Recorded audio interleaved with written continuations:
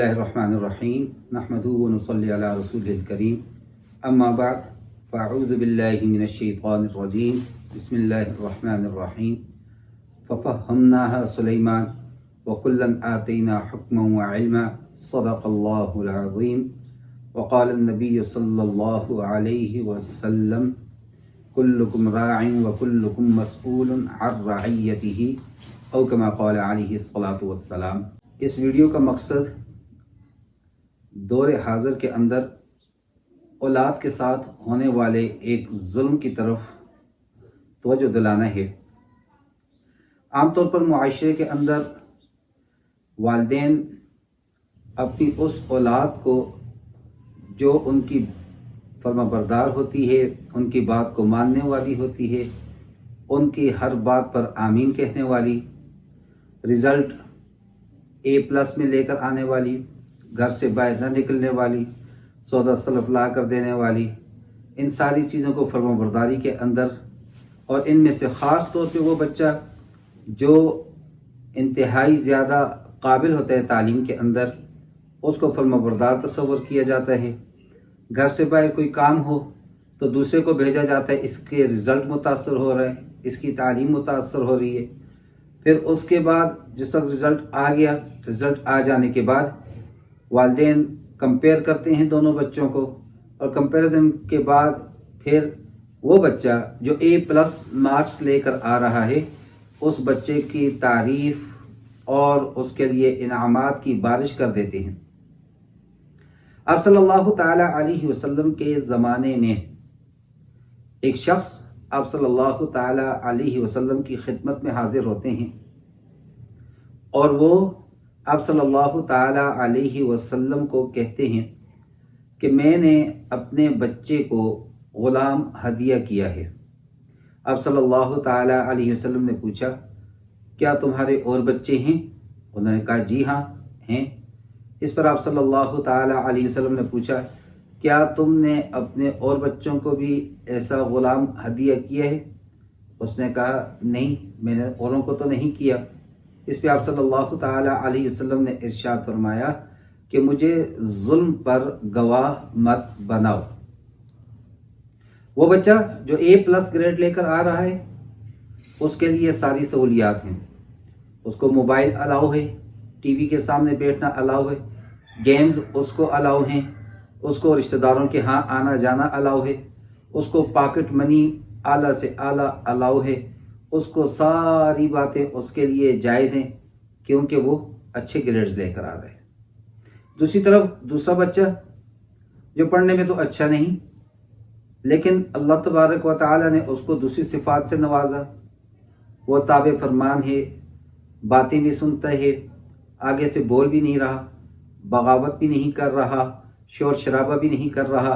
वालिदैन जो कह रहे हैं सब्र से, रज़ा बिल कज़ा, सर नीचे किया, सुन ली, अल्लाह ने उसको बर्दाश्त दी, अल्लाह ने उसको हिल्म दिया, अल्लाह ने उसको सब्र दिया। तो अब हम दोनों का कंपैरिजन कर रहे हैं। मेरा ज़ाती मुशाहिदा ये है कि जो बच्चा तालीम में अच्छा हो, पढ़ने में अच्छा हो, तो उसकी आमतौर पर कैफियत ये होती है कि वो असातिज़ा इकराम को भी खातिर के अंदर नहीं लाता। उसका रवैया अपने असातिज़ा इकराम के साथ भी उखड़ किस्म का होता है, और अगर किसी उसकी गलती पे थोड़ा सा उसको कुछ सरजनश कर दिया जाए, कोई तादीबी कार्रवाई कर दी जाए, फ़ौरन खटक से वालिदैन को शिकायत, वालिदैन इदारे के अंदर मौजूद, हमारा बच्चा तो ये, हमारा बच्चा तो वो, आपकी गलती है। तो आप सल्लल्लाहु ताला अलैहि वसल्लम ने हमें औलाद के हुकूक में अदल सिखाया है, मसावात सिखाई है, ऐसा नहीं करना। इसी तरह एक और हदीस आपके सामने पेश कर देता हूँ। आप सल्लल्लाहु ताला अलैहि वसल्लम के पास एक सहाबी आए और उन्होंने कहा, ए अल्लाह के हबीब सल्लल्लाहु अलैहि वसल्लम, मेरी औलाद में से मेरा फ़लाँ बच्चा वो मेरा बड़ा फर्माबरदार है, मैं ये चाहता हूँ कि वरासत में उसको इतना हिस्सा दे दूँ, और मैं इस पर आपको गवाह बनाना चाहता हूँ, मैं वसीयत करना चाहता हूँ, और मैं आपको गवाह बनाना चाहता हूँ, इसलिए कि मेरे मरने के बाद शायद बाकी लोगों की गवाही पर तो ये लोग यकीन न करें, मेरे अजीज़ व क़ारब, मेरी औलाद, लेकिन आप सल्लल्लाहु ताला अलैहि वसल्लम की गवाही को वो जुटला नहीं सकेंगे। अब उसकी कैफियत जरा समझ लीजिए कि एक बच्चे को सपोज दैट 60 या 70% का मालिक बनाया जा रहा है वरासत में, اور باقی جو ہماری طرح نکھٹو تھے، پڑھائی میں کمزور تھے، بات کام کرنے میں کمزور تھے، ان کو بالکل بھی نہیں مقصود نظر رکھا جا رہا اور ان کو بالکل 20% دیا جا رہا۔ آپ صلی اللہ تعالی علیہ وسلم نے نفی کی، تنبیہ کی کہ مجھے ظلم پر گواہ نہ بناؤ۔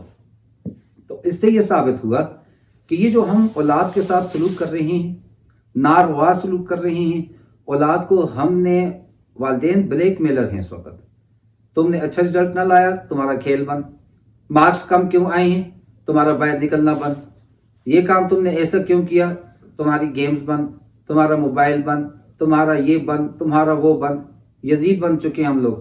ہمارے بس میں ہو تو ہم تو ان کی آکسیجن تک بند کر دیں، کھانا پینا بند کر دیں، سونا ان کا بند کر دیں، پانی ان کا بند کر دیں۔ عجیب طرح کی کون سی یہ کیفیت ہے؟ آپ صلی اللہ تعالی علیہ وسلم نے کیا فرمایا کہ تم میں سے سب سے بہترین وہ ہے جو اپنے گھر والوں کے ساتھ سب سے اچھا ہے، اور میں تم میں سے سب سے بہترین ہوں۔ وجہ بھی بتلا دی کہ میں اپنے گھر والوں کے ساتھ تم میں سے سب سے بہترین ہوں۔ یہاں لِأَهْلِهِ سے مراد، حدیث کے اندر خیرکم لِأَهْلِهِ سے مراد عموماً بیوی ہی لی جاتی ہے، لیکن اہل خانہ کے اندر یا گھر والوں کے اندر وہ بیوی اور بچے سارے ہی شمار کیے جاتے ہیں۔ لہذا بچوں کا آپس میں موازنہ جب آپ کرنے پہ آتے ہیں، جیسے میرے پاس ایک آدمی آیا اور اس نے کہا جی میں آپ سے یہ مشورہ کرنا چاہتا ہوں، میں اپنے بچے کا اسکول تبدیل کرنا چاہتا ہوں۔ میں نے پوچھا وجہ کیا ہے، کون سے اسکول میں پڑھ رہا ہے؟ جی فلاں اسکول میں پڑھ رہا ہے، وہاں تک گاڑی اتنے پیسے لے رہی ہے۔ اچھا جس اسکول میں اب وہ داخل کرانے کا سوچ رہا ہے، مسافت دونوں کی برابر، گاڑی کا کرایہ دونوں کا برابر۔ میں نے کہا یہ تو پھر وجہ نہ ہوئی۔ کہتے جی وہاں پر جو ہے بچے کی جو ہے امپرومنٹ صحیح نہیں آ رہی۔ میں نے پوچھا آپ کتنی پڑھے ہوئے ہیں؟ جی میں نے میٹرک کی ہوئی ہے۔